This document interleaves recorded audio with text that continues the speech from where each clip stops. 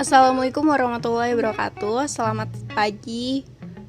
Pada kesempatan kali ini kami dari kelompok 1 ingin mempresentasikan mengenai materi politik, ekonomi, dan underground economy. Berikut adalah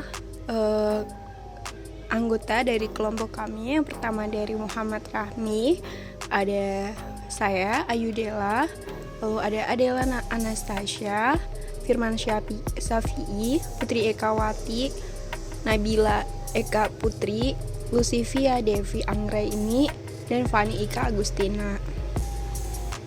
Dan langsung saja presentasi pertama akan dipaparkan mengenai underground economic dari Rahmi.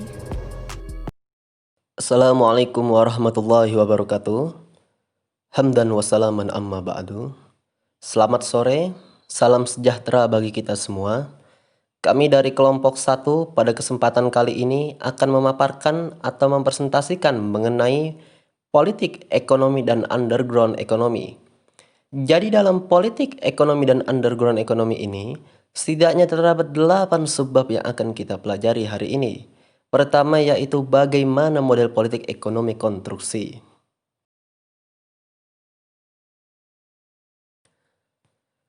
Jadi bila kita lihat, selama beberapa tahun terakhir ini banyak negara yang memberikan perhatian dalam perekonomiannya yang dikenal dengan underground economy atau hidden economy.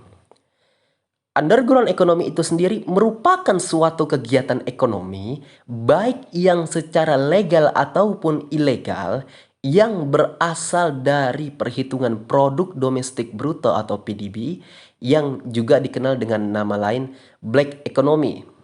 Dan hal ini merupakan isu global yang banyak dibicarakan. Aktivitas ilegal yang dimaksud di sini adalah pasar ilegal. Yang mana di pasar ilegal ini, barang dan jasa diproduksi, diperjualbelikan, dan dikonsumsi secara ilegal. Lantas, kenapa suatu aktivitas bisa dikategorikan sebagai ilegal? Hal ini dikarenakan aktivitas ekonomi tersebut tidak dibenarkan secara hukum atau melawan hukum. Contohnya seperti jual beli obat-obatan terlarang atau narkoba. Jual beli atau transaksi ini tentunya tidak dibenarkan secara hukum dan melawan hukum sehingga hal ini bisa dikategorikan sebagai aktivitas ekonomi yang ilegal.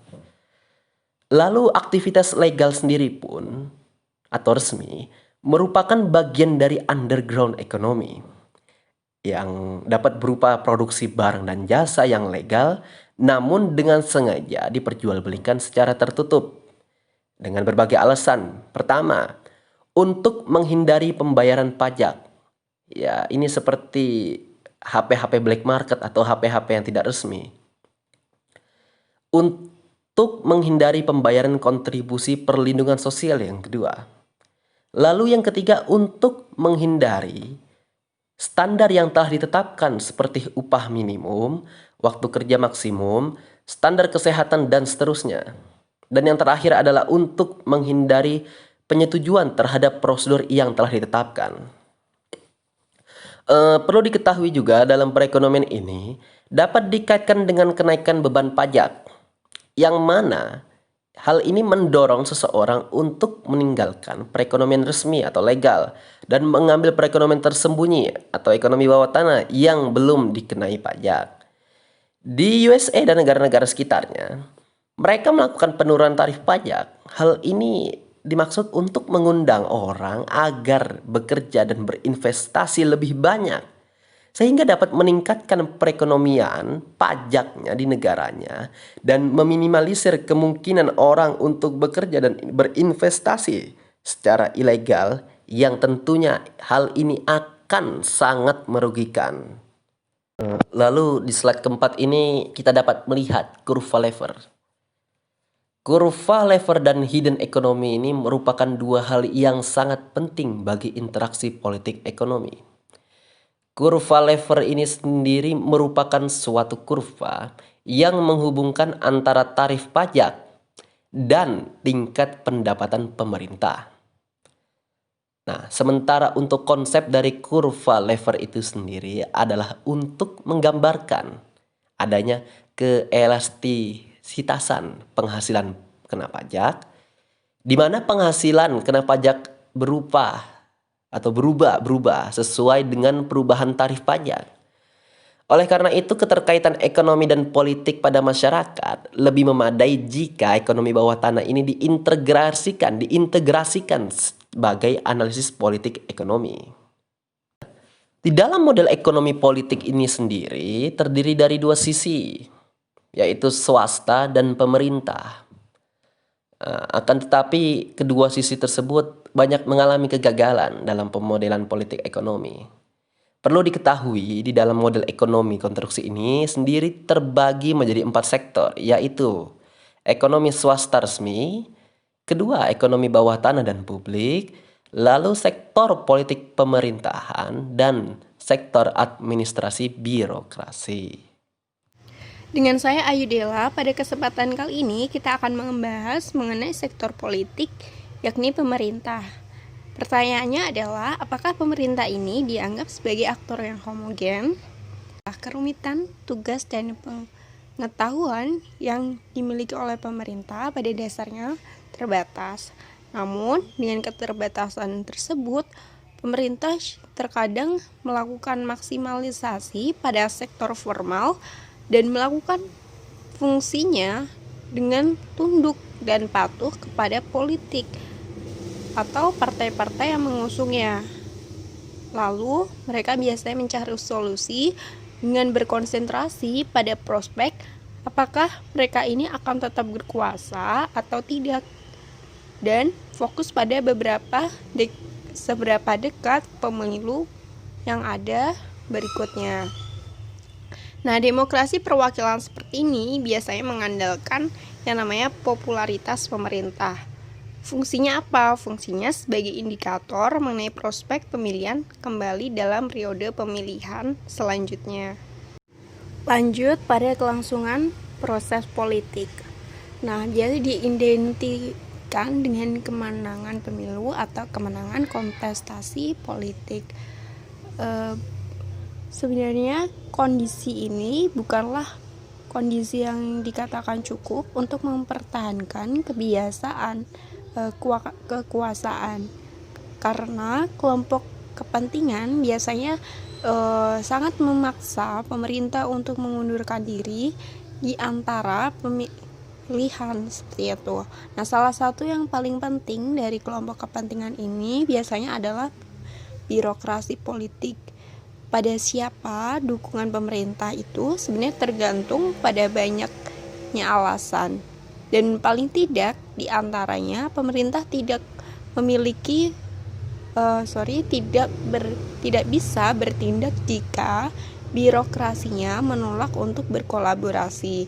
Nah, dengan demikian adanya dukungan-dukungan secara menyeluruh atau keseluruhannya dapat dinikmati oleh pemerintahan itu sendiri, namun bergantung pada popularitas publik dan penerimaannya oleh pemerintah birokrasi. Pertanyaannya adalah, apakah dukungan pemerintah dari masyarakat luas itu sebenarnya dipengaruhi oleh apa saja sih? Nah, untuk slide selanjutnya kita akan membahas hal tersebut. Pertama, dari jumlah tim pendukung. Angka pekerja di ekonomi swasta atau RLP adalah penjumlahan dari pusat dengan LP dan underground L tenaga kerja. Jadi rumusnya bisa diformulasikan menjadi LP sama dengan LC plus L. Lalu kelompok pembeda lainnya, ya ini biasanya ada birokrasi politik. Nomor B, jika diformulasikan jadi L sama dengan LP plus B, di mana L sendiri adalah total tenaga kerja dan populasi secara eksogen. Yang ketiga adalah rating dari partisipan politik dengan P, P, dan PB masing-masing. Nah, kemungkinan pemilihan tim pendukung pemerintahan secara acak dengan gamma P dan gamma B untuk populasi dan birokrasi masing-masing.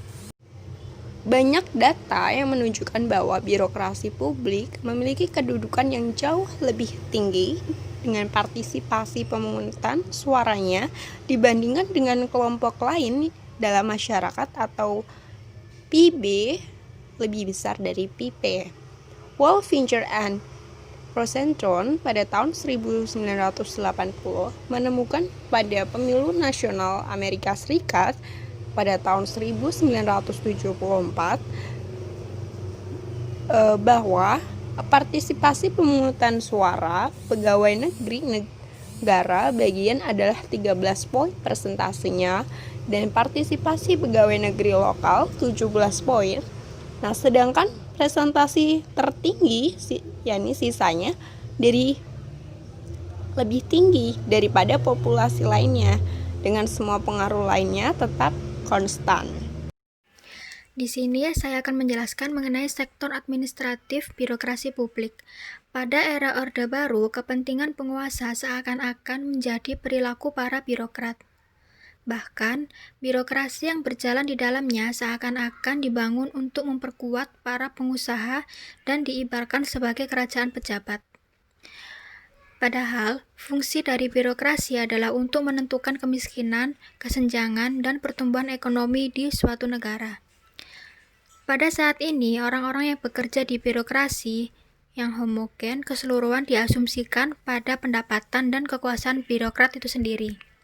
Nah, dalam hal ini, kekuasaan dicatat bahwa kekuasaan memiliki aspek internal dan eksternal. Semakin besar birokrasi publik dalam hal jumlah orang yang dipekerjakan, maka semakin baik pula peluang birokrat individu untuk naik dalam hal jabatan ataupun wewenangannya. Aspek eksternal berkaitan dengan domain pengaruh birokrasi, yaitu ekonomi swasta resmi dan sektor birokrasi itu sendiri. Semakin besar proporsi penduduk yang aktif dalam kegiatan perekonomian yang ilegal, maka semakin kecil pula pengaruh birokrat pada sektor ini, karena berada di luar kendali mereka. Dukungan birokrasi pemerintah kemudian cenderung meningkat semakin besar ketika tingkat upah para birokrat semakin besar dan semakin kecil ukuran relatif dari sektor ekonomi ilegal yang tidak terkendali. Kendala utama tindakan birokrasi adalah kebutuhan keuangan pengeluaran untuk membayar anggotanya atau jumlah dari gaji birokrasi itu sendiri. Hal ini dikarenakan upah birokrasi tidak ditetapkan menurut kondisi persaingan. Ada kemungkinan upah tersebut lebih tinggi daripada upah untuk pekerjaan serupa dalam perekonomian resmi. Keuntungan ini dapat dicapai oleh birokrat dengan membatasi keluar masuk ke sektor birokrasi atau jumlah birokrat digunakan sebagai instrumen. Yang selanjutnya adalah ekonomi swasta. Ada dua, ekonomi swasta yang resmi ataupun yang terselubung. Yang pertama yang perlu diketahui adalah fungsi individu ataupun masyarakat dalam perekonomian itu sendiri. Adapun fungsi individu atau masyarakat dalam perekonomian yang berbasis swasta, artinya di luar pemerintahan, itu sebagai permintaan tertinggi atau juga sebagai konsumen yang paling utama. Artinya bahwa individu ataupun masyarakat memiliki peran sebagai pelaku utama dalam segala bidang. Yang pertama, dalam hal pendapatan per kapita yang dihasilkan dalam proses bekerja, baik itu pekerjaan yang resmi ataupun pekerjaan yang terselubung. Kedua, ialah peran swasta dalam menyediakan barang publik, seperti proyek pembangunan jalan, ataupun proyek-proyek yang melibatkan pihak swasta. Semakin tinggi kinerja ataupun pendapatan yang dihasilkan oleh pihak swasta dalam pemenuhan barang publik, maka support ataupun dukungan pemerintah kepada masyarakat itu akan beriringan dengan hal tersebut. Makanya bisa dikatakan fungsi individu dalam perekonomian itu sebagai konsumen ataupun pelaku utama sebenarnya.